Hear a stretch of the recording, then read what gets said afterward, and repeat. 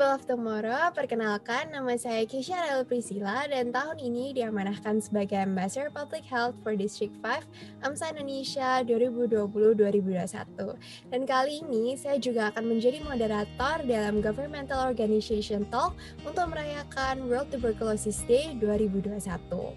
Nah, pada kesempatan ini kita sudah kedatangan nih salah satu narasumber yang luar biasa untuk membahas mengenai tuberculosis and why it is dangerous. Yang dimana kali ini kita akan lebih membahas mengenai apa itu tuberkulosis dan mengapa tuberkulosis merupakan salah satu penyakit menular yang membahayakan. Beliau bernama Dr. Siti Nadia Tarmizi, Magister Epidemiologi sebagai Direktur Pencegahan Penyakit Menular Langsung Kementerian Kesehatan Republik Indonesia. Pasti kalian semua sudah pada penasaran kan? Maka dari itu tanpa berlama-lama kembali, mari kita sapa Dr. Nadia. Halo, selamat sore dokter. Apa kabar? Sehat-sehat dokter? Sore, Kesia. Alhamdulillah sehat. Wah, baik. Terima kasih dokter. Wah, senang nih rasanya bisa bertemu dengan dokter walaupun hanya secara virtual ya dokter, dan juga mendengar bahwa dokter dalam keadaan baik dan juga sehat. Semoga kita semua selalu diberi kesehatan ya dokter. Mungkin dipersilahkan kepada dokter Nadia untuk menyapa pendengar penonton Ciotalk kali ini dokter. Ya, selamat sore tentunya para pendengar dan para pemirsa Ciotalk ya.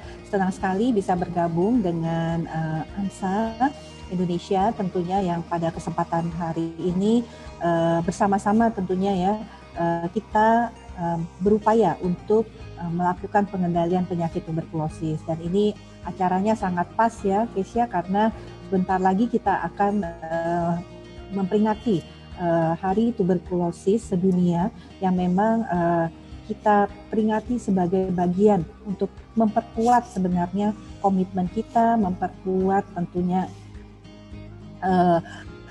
awareness kita ya terhadap penyakit tuberkulosis itu masih banyak dan masih ada loh di Indonesia, dan itu juga merupakan bagian daripada komitmen dunia global. Wah, benar sekali dokter, keren sekali dokter Nadia. Ya, benar sekali kata dokter Nadia tadi bahwa di bulan Maret ini, lebih tepatnya di tanggal 24 Maret, kita akan sama-sama merayakan yang namanya World Tuberculosis Day.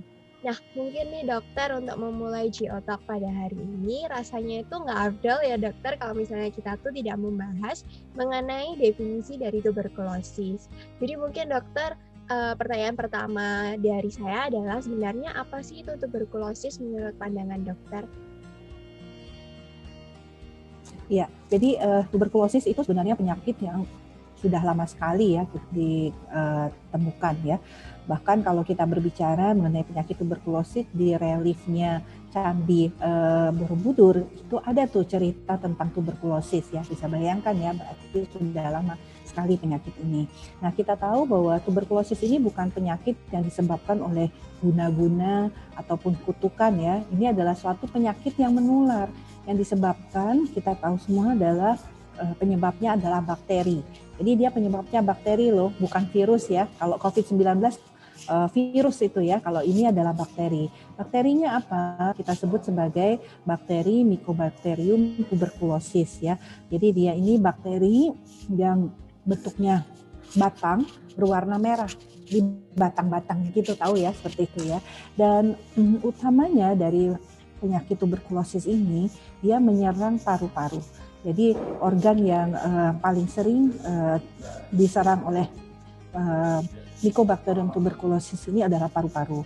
Tapi tidak menutup kemungkinan bahwa juga bisa menyerang organ tubuh lain ya, seperti misalnya tulang, kulit, kelenjar getah bening, juga usus, juga selaput otak ya. Jadi dia merupakan penyakit menular, tetapi utamanya adalah menyerang paru-paru kita. Baik dokter, jadi sebenarnya tuberkulosis itu disebabkan oleh bakteri yang dinamakan dengan Mycobacterium tuberculosis dan paling banyak menyerang pada paru-paru ya dokter. Nah, Ini dokter, jadi saya tuh sering sekali nih dokter beberapa kali membaca artikel dan juga mendengar beberapa kali nih dokter dari masyarakat umum bahwa masih banyak sekali nih dokter yang belum mengetahui sebenarnya cara penularan dari TBC atau tuberkulosis ini seperti apa. Mungkin dapat dijelaskan dokter kira-kira cara penularan dari TBC ini seperti apa ya dokter? Iya, jadi TBC ini kan tadi adalah bakteri ya penyebabnya, kita sebut sebagai bakteri tahan asam ya, yang nanti kalau diwarnai, kita periksa di bawah mikroskop kelihatan itu batang-batang yang berwarna merah. Ya. Nah itu yang menandakan bahwa dia adalah kita sebut sebagai Mycobacterium tuberculosis. Dan karena tadi dia terutama adalah menyerang paru-paru, tentunya penularan daripada tuberkulosis ini adalah melalui percikan dahak. Kita tahu percikan dahak atau yang kita sebut droplet yang dikeluarkan oleh pasien TBC itu yang menyebabkan penularan daripada tuberkulosis. Wah, jadi ternyata tuberkulosis bisa menyebar lewat droplet ya dokter, yang dimana cukup membahayakan. Namun nih dokter, apabila seseorang terkena tuberkulosis, sebenarnya apa saja sih dokter gejala-gejala yang bisa mereka rasakan? Dan bagaimana cara mendiagnosa pasien dengan tuberkulosis dokter? Iya, jadi gejala utama dari penyakit tuberkulosis itu adalah batuk yang terus-menerus selama 2 minggu ya, atau lebih ya. Jadi batuk yang terus-menerus selama 2 minggu atau lebih.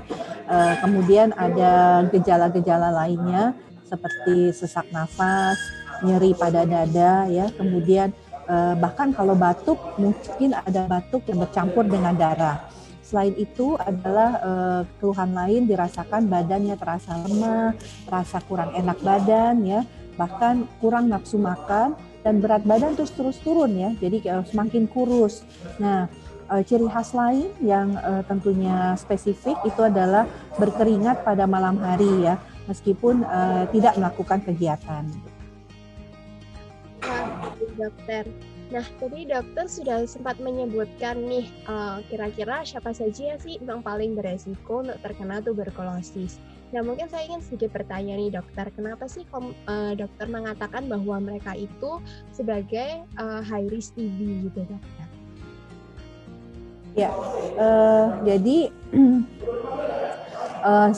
paling resiko ya, tadi saya sudah sampaikan tadi kan bahwa sebenarnya TBC itu bisa menyerang siapa saja. Dan kita tahu bahwa TBC itu kan sebenarnya penyakit yang kalau imunitas kita baik ya, apalagi kita saat ini anak-anak sudah sebagian besar nih disuntik vaksin BCG, maka dia tidak akan menjadi sakit tuberkulosis kalaupun terinfeksi Mycobacterium tuberculosis tadi ya. Jadi siapa saja nih bisa terkena dan terpapar selama misalnya di depannya itu ada seorang yang menderita TBC pas lagi batuk ya atau bersin seperti itu dan ada droplet dahaknya. Nah, yang mengandung Mycobacterium tuberculosis tadi. Ya, itu juga yang kita lihat kalau kita mau mengetahui seseorang itu tuberkulosis atau tidak, itu diambil dari dahaknya. Dahak penderita tuberkulosis itu kalau diperiksa ada tadi bakteri tahan asam ya, basil tahan asam yang BTA yang kita sebut yang berwarna, kalau kita warnai dengan pewarnaan Zillnerson dia berwarna merah ya seperti itu karena dia menyerap warna dari Zillnerson itu. Nah, yang beresiko tadi tentunya saya sampaikan bisa siapa saja, mau tua, muda, laki-laki, perempuan yang punya ekonominya kurang beruntung atau ekonomi yang juga bisa kalangannya cukup mapan ya. Tetapi karena dia sifatnya tadi saya sampaikan bahwa dia menular langsung ya melalui udara pada pasien TBC yang batuk, berbicara atau tertawa keras tadi, maka dengan mudah ini akan menular. Nah, yang beresiko tadi adalah tentunya paling banyak ini adalah pada kelompok anak-anak, kemudian pada kelompok usia lanjut, dan pada kelompok orang-orang yang memiliki penyakit komorbid. Misalnya orang yang punya DM, itu akan cenderung bisa muncul tuberkulosisnya belakangan ya. Kemudian orang dengan HIV/AIDS itu juga beresiko sekali untuk tertular penyakit tuberkulosis. Orang dengan gizinya yang stunting, ya, anak-anak dengan stunting itu cenderung untuk mudah mendapatkan tuberkulosis. Wah, baik dokter. Jadi ternyata untuk orang-orang yang lebih beresiko untuk terkena tuberkulosis itu seperti yang mempunyai penyakit-penyakit komorbid dan juga lain sebagainya ya dokter. Nah mungkin menurut dokter sendiri bagaimana sih dokter perkembangan dari tuberkulosis sejauh ini di Indonesia? Apakah sudah menurun atau malah meningkat nih dokter setiap tahunnya?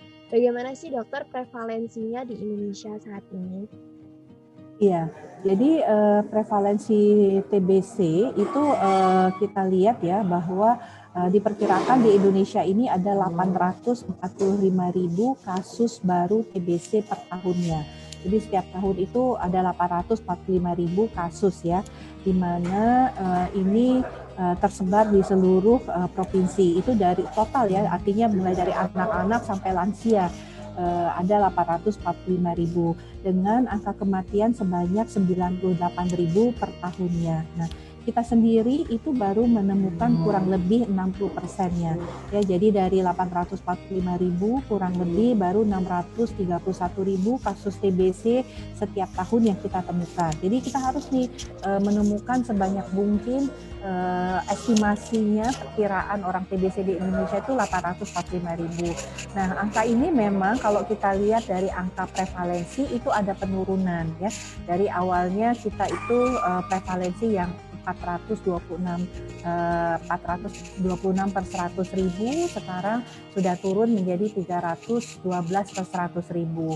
Memang angka prevalensi ini penurunannya per tahun itu hanya 1 sampai dengan 2% ya, karena ini yang menjadi PR kita, bagaimana 845.000 kasus baru TBC ini terus-menerus kita temukan setiap tahunnya. Sementara kalau angka kematian, kita melihat juga penurunan dari angka kematian ini ya. Kita lihat bahwa kematian akibat TBC itu saat ini sudah kurang jauh ya dibandingkan dahulu. Tetapi memang tantangan utama kita ini adalah bagaimana tadi menemukan 845.000 karena baru 60% yang dilaporkan dan tercatat di kita. Nah, di sisi lain kita kalau berbicara mengenai TBC, TBC ini ada yang kita sebut sebagai TBC yang sudah resisten loh ya, Kesia. Nah, ini juga menjadi beban kita. Di samping kita masih memiliki TBC yang masih menjadi PR kita untuk kita bisa temukan 100% ya, atau minimal 90% dari 845.000, kita juga harus menemukan kasus TBC yang resisten sebanyak 14.000. Karena ada perkiraan 14.000 kasus resisten TBC yang ada di Indonesia. Dan kita baru ketemu 5.000 nih kasusnya.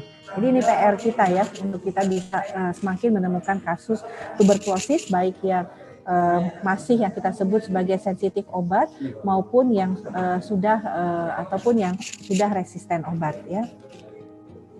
Wah, iya benar sekali dokter. Jadi kita apalagi sebagai generasi muda juga harus bersama-sama berpegangan tangan untuk yang namanya berusaha membantu ke pemerintahan juga gimana sih caranya untuk menanggulangi atau mencegah adanya TBC ini.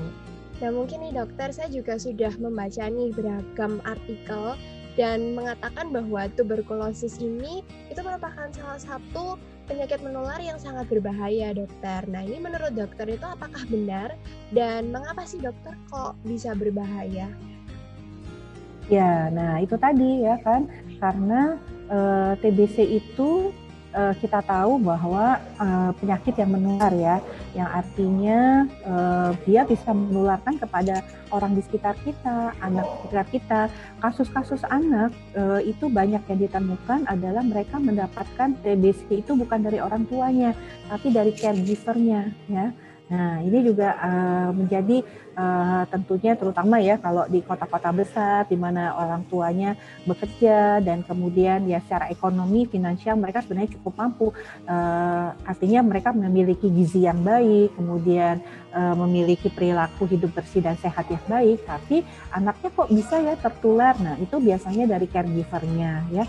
Nah, TBC tadi karena dia bisa menyerang siapapun juga ya, kemudian TBC tadi bisa menyerang organ manapun juga. Nah, bisa bayangkan ya kalau kemudian TBC paru itu kalau dia nggak sembuh tentu akan menimbulkan gejala sisa di paru ya. Akibatnya kita sering batuk, sering sesak, jadi pernafasan kita pasti akan terganggu, nggak akan kalau masyarakat bilang ada flek-flek gitu ya kan. Nah, jadi itu tuh yang satu. Nah, kemudian kita tahu tadi TBC itu bisa menyerang organ lain, ya kan? Bisa usus, bisa selaput otak, ya, bisa kemudian ke tulang, ya, bisa juga ke kelenjar getah bening. Nah, ini tentu membahayakan ya. Bayangkan kalau kemudian menyerang selaput otak, ya, atau menyerang tulang belakang, ya, itu bisa membuat kita bisa terinfeksi sistem saraf pusat kita sana akibat TBC, dan tentunya akan sangat sulit sekali buat kita untuk bergerak atau bermobilitas. Jadi ini sih yang kita sebut. Nah, selain itu yang kedua tadi, kalau dia resisten, pengobatannya jauh lebih sulit. Dan tentunya kita tidak mau ya TBC yang resisten ini juga menyebar di dalam masyarakat. Ya kan, yang TBC resisten itu juga bisa menyebar loh. Ya, bukan berarti dia kemudian sudah resisten kemudian tidak menyebar. Dia bisa menyebar di dalam masyarakat. Dan ini tentunya pasti akan lebih sulit pengobatannya dan juga akan lebih sulit penanganannya. Untuk pasien yang TBC biasa ya, itu kan pengobatannya 6 bulan atau 9 bulan paling lama. Tapi kalau yang TBC yang resisten itu bisa sampai dengan 1 tahun ataupun sampai dengan 2 tahun. Jadi cukup lama pengobatan untuk yang TBC resisten. Wah, oke. Nah, lalu selanjutnya nih dokter, mungkin berkaitan dengan hal tersebut, mungkin bisa dijelaskan sedikit nih dokter, kira-kira apa saja sih tindakan dari Kementerian Kesehatan yang telah dilakukan guna untuk mengurangi angka penyebaran dari tuberkulosis ini sendiri, dokter? Ya, yang pertama adalah tentunya bagaimana akses untuk layanan tuberkulosis ya. Kita tahu bahwa seluruh puskesmas itu sudah mampu untuk melakukan dan mengobati terutama pasien tuberkulosis ya. Nah, yang kedua adalah bagaimana kita bisa mempercepat untuk mendiagnosis seorang penderita TBC ya. Karena kalau gold standard pemeriksaan TBC itu adalah melalui pemeriksaan mikroskopis. Dikumpulkan dahaknya pada waktu dia datang ke puskesmas, kemudian pas dia pulang itu dibagikan ya pot dahak untuk dia mengumpulkan dahaknya. Pada waktu bangun pada pagi hari itu 1 kali, dan pada waktu akan berangkat ke puskesmas dia bawa 1 kali dahak. Jadi ada 3 kali pengumpulan. Kemudian diperiksa di bawah mikroskop. Nah, memang kan pasti perlu petugas yang terampil dong ya untuk melihat di bawah mikroskop. Nah, untuk mempercepat itu kita punya alat yang kita sebut sebagai tes cepat molekuler ya, yang bisa juga mempercepat untuk mendiagnosis TBC. Jadi ini upaya-upaya kita ya untuk bagaimana mempercepat untuk menegakkan diagnosis, melakukan screening dan melakukan pengobatan untuk tuberkulosis ya. Selain itu yang kita lakukan juga adalah kita melakukan penemuan kasus secara aktif ya. Jadi pada orang-orang yang punya gejala batuk lebih dari 2 minggu ya, tadi saya sampaikan, apalagi berat badannya turun, kemudian dia tanpa aktivitas, berkeringat banyak di malam hari. Nah, itu yang kemudian kita lakukan screeningnya. Nah, yang ketiga adalah pelacakan kasus kontak nih. Ya, jadi dari seorang yang positif, apakah itu anak yang positif, kita periksa tuh seluruh keluarganya. Kita minta kumpulkan dahak, periksa kalau dia ada batuk, kemudian dicek apakah dia TBC atau tidak. Atau dari seorang yang positif ya, sama seperti kita COVID ini kan, seorang yang positif terus dicari ya orang di sekitarnya untuk kemudian kita lakukan pemeriksaan memastikan dia tidak tuberkulosis. Nah, yang lainnya adalah pemerintah memberikan obat TBC ini secara gratis ya. Jadi tidak perlu masyarakat membeli, cukup datang ke rumah sakit atau puskesmas dan masyarakat mendapat kepastian pengobatan selama 6 bulan untuk tuberkulosis ini disediakan oleh pemerintah secara gratis. Jadi sudah nggak jadi beban lagi, karena kan kadang-kadang masyarakat kalau 2 minggu mungkin masih bisa ya beli obat atau apa, tetapi setelah 2 minggu karena pengobatannya 6 bulan pasti kan ada kebutuhan-kebutuhan lain sehingga memang mungkin masyarakat kemudian tidak bisa membeli obat lagi. Nah, ini sudah kita upayakan untuk obat anti tuberkulosis OAT ini disediakan secara gratis di seluruh Fasiankes pemerintah baik itu rumah sakit maupun swasta. Nah, yang berikutnya adalah obat ini dalam bentuk kombinasi dosis tetap atau KDT atau fixed dose combination ya. Jadi dia sudah dalam satu obat berisi 4 jenis tadi INH, rifampicin, pyrazinamide dan ethambutol. Jadi sangat memudahkan ya, pasien tinggal minum sesuai dengan dosisnya, mungkin hanya 3 tablet begitu atau 2 tablet setiap harinya. Dibandingkan sebelumnya pada waktu masih satu obat, seorang pasien itu minum obat bisa 9 sampai dengan 12 jenis tablet sesuai dengan berat badannya. Wah, jadi rupanya pemerintah sudah mengambil tindakan cepat juga ya dokter guna untuk mencegah penyebaran dari tuberkulosis ini sendiri. Nah, lalu dokter lanjut ke pertanyaan selanjutnya, bagaimana sih dokter manajemen terapi dari tuberkulosis dan apa yang terjadi apabila pengobatan tidak dilakukan secara teratur, dokter? Nah, itu tadi saya sudah sebut-sebut juga ya. Kalau TBC itu pengobatannya itu berlangsung 6 sampai 8 bulan. Dan kalau untuk yang resisten tadi itu bisa 9 sampai dengan 24 bulan. Nah, saya juga ingin menyampaikan nih, pemerintah sudah memberikan obatnya baik yang TBC yang biasa maupun TBC yang resisten itu secara gratis ya. Jadi bisa diakses di puskesmas dan di rumah sakit. Kan lumayan tuh pengobatan TBC yang resisten tadi 24 bulan loh ya, cukup lama tuh 2 tahun ya, dan itu semua disediakan oleh pemerintah secara gratis di fasilitas pelayanan kesehatan. Nah, kita tahu bahwa ada 2 tahap ya untuk pengobatan TBC di fase lanjutan dan fase intensif. Nih, fase intensif itu mereka harus minum obat setiap hari ya, karena kita mengejar nih membunuh kuman-kuman tuberkulosis dengan cepat gitu. Nah, di fase kedua itu fase lanjutan, itu minum obatnya seminggu 3 kali ya.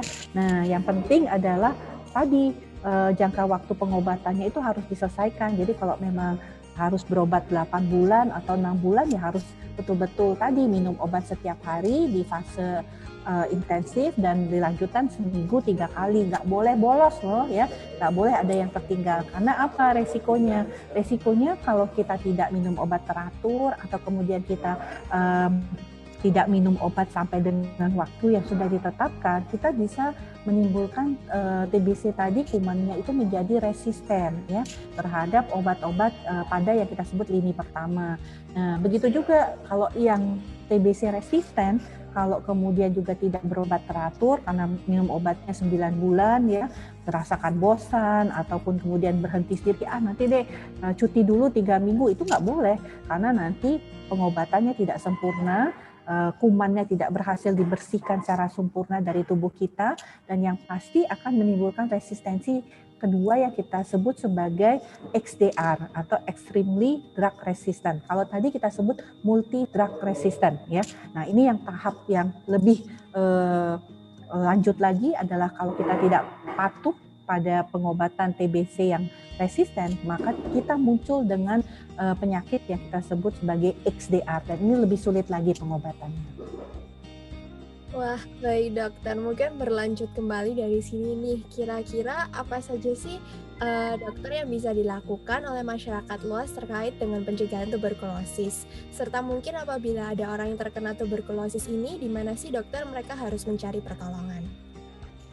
Ya, jadi tadi kami sampaikan juga kan pemerintah bekerja sama ya dengan para komunitas, organisasi kemasyarakatan seperti Aisyah, ibu-ibu PKK, ya juga perkumpulan Nahdlatul Ulama, juga perkumpulan seperti PPTI, bahkan juga LSM lain ya. Ini juga kita bersama-sama berupaya untuk melakukan bagaimana masyarakat mengerti dan memahami tentang penyakit tuberkulosis, sehingga di awal tentunya mereka bisa melakukan pencegahan, dan yang kedua kalaupun merasa ada gejala-gejala dan kemudian mendapatkan pengobatan, tentunya akan mendapatkan pengobatan sesuai dengan standar tata laksana yang sudah ditentukan ya.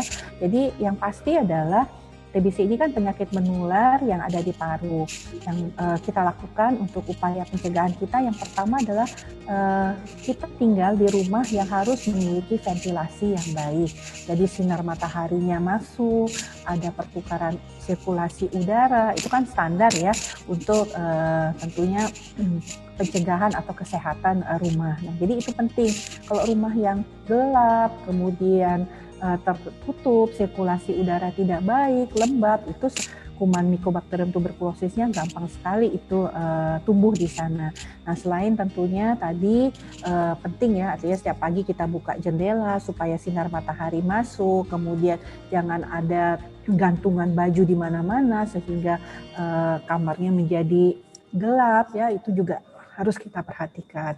Selain tentunya makan bergizi ya, istirahat yang cukup, olahraga yang cukup, biasakan menjemur alas tidur kita ya. Alas tidur kita kan kadang-kadang itu harus dijemur di bawah matahari gitu ya. Dan jangan lupa kita punya vaksin untuk mencegah tuberkulosis, yaitu suntikan vaksinasi BCG pada anak usia di bawah 1 tahun ya. Jadi jangan lupa itu bahwa anak-anak harus mendapatkan vaksinasi BCG sesuai dengan jadwalnya. Wah, baik dokter. Tidak terasa nih sudah sampai ke penghujung acara dari GO Talk. Mungkin sebelum berakhir, dokter Nadia bisa menyampaikan nih sedikit pesan-pesan yang ingin disampaikan kepada masyarakat luas mengenai tuberkulosis. Pesan-pesan tersebut mungkin bisa memberikan sedikit penjelasan mengenai pentingnya mencegah penyakit tuberkulosis dan mungkin juga mengajak masyarakat luas untuk ikut berpartisipasi dalam mencegah kenaikan angka pengidap tuberkulosis, dokter. Ya, nah tadi menyambung sedikit ya, tadi mengenai kondisi rumah yang harus sehat, punya sinar matahari, punya ventilasi yang baik, menjemur alas tempat tidur kita, juga kemudian makanan bergizi. Nah, saya ingin juga mengingatkan ada lagi, kalau kita batuk, terapkan etika batuk ataupun etika batuk bersin ya. Kalau sekarang kita pakai masker ya, aman. Dulu sebelum pandemi COVID-19, kita kalau batuk itu jarang sekali ya menutup batuk kita seperti itu ya, padahal kita tahu dan juga yang diajarkan di awal-awal pandemi itu kalau batuk harus begini ya kan, artinya menutup kita dengan lengan atau siku tangan bagian dalam, atau bisa juga dengan tisu atau sapu tangan, dan jangan lupa cuci tangan, karena bisa aja di cuci tangan kita ini kan banyak sekali Mycobacterium tuberculosis. Kalau kita nggak cuci tangan, pegang meja, pegang apa ya, pindah tuh Mycobacterium tuberculosisnya ya. Dan yang penting juga yang selalu kita ketahui, kalau kita flu atau batuk pakai masker ya. Nah, jadi itu hal-hal yang tentunya pesan yang harus kita lakukan. Jadi bukan hanya di masa pandemi COVID, kalau nanti pandemi COVID berakhir ya sudah kita nggak pakai masker, penerapan etika batuk dan bersin itu sangat penting dalam upaya kita mencegah tuberkulosis ya. Jadi kalau kita batuk, pilek, flu, pakailah masker ya.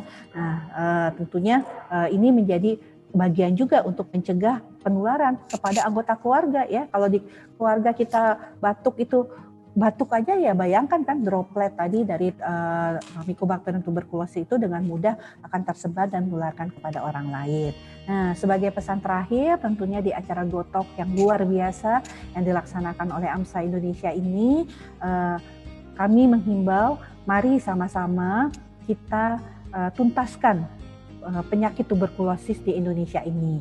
Kita mendorong masyarakat dan semua pihak melakukan TOS TBC. Gampang ya, Kesia? TOS TBC. Apa itu TOS TBC? Temukan TBC, obati sampai sembuh ya. TOSS, gampang banget kalau anak muda seperti Kesia ini sering banget dulu melakukan TOS ya sebelum pandemi. TOS TBC, dan kita gampang mengingatnya, TOS TBC.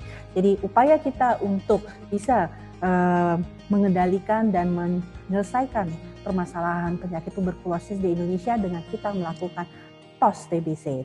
Temukan, obati, sampai sembuh penyakit tuberkulosis. Dan itu dimulai dari diri kita sendiri.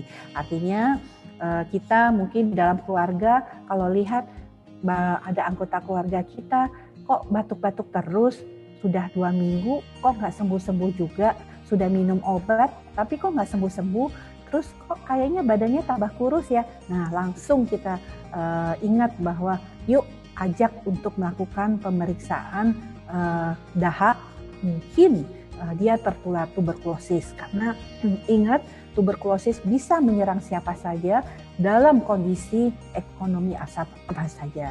Jadi harapan kita Indonesia akan segera terbebas dari TBC, dan itu dimulai dari diri kita sendiri.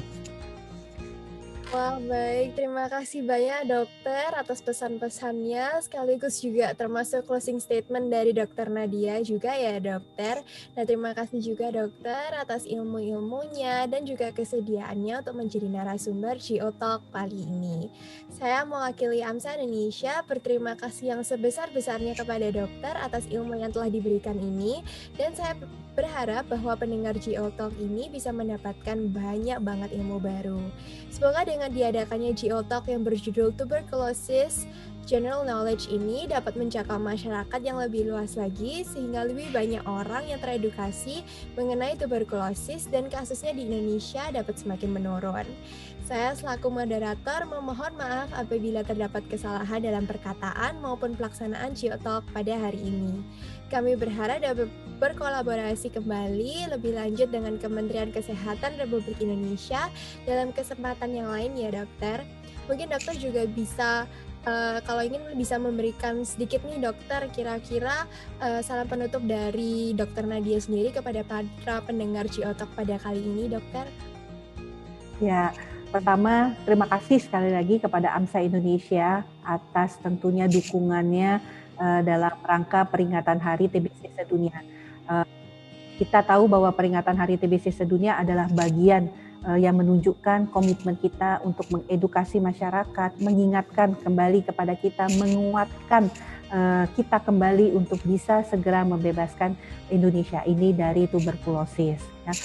Sekali lagi tentunya kepada para pendengar Geotalk, dan saya mengucapkan dan mengapresiasi setinggi-tingginya terhadap terselenggaranya acara ini, dan luar biasa angkat jempol untuk AMSA Indonesia.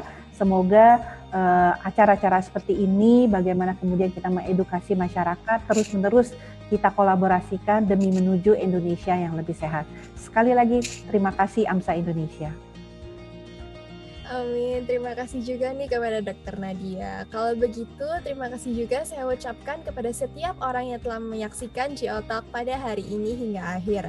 Jangan lupa untuk tetap menjaga kesehatan ya teman-teman, agar bisa menurunkan tingkat kejadian tuberkulosis dan berbagai macam penyakit yang lainnya. Sampai bertemu di Geotalk seri selanjutnya. Stay safe and healthy. Viva AMSA!